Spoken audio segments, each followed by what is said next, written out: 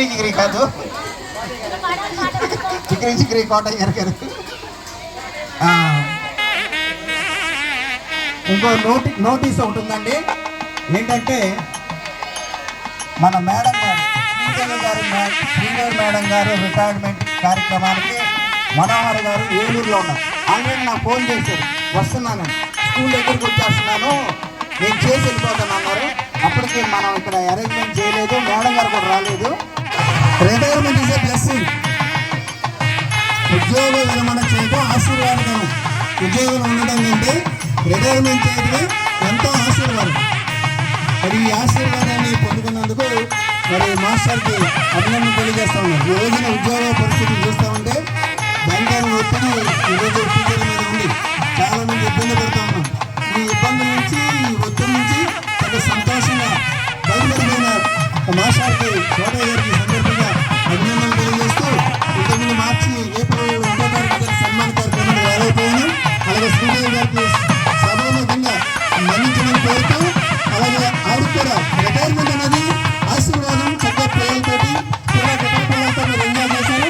మీ సొంత పిల్లలతోటి మనతో ఎంజాయ్ చేయాలని, మంచిగా అందరూ హ్యాపీగా ఉండాలని చెప్పి శ్రీదేవి గారికి అలాగే కోటయ్య గారికి అందరికీ అభినందన తెలియజేస్తూ ధన్యవాదాలు. Thank you sir. తదుపరి విజయశ్రీ గారు కోటయ్య గారిని ఉద్దేశించి మాట్లాడారు.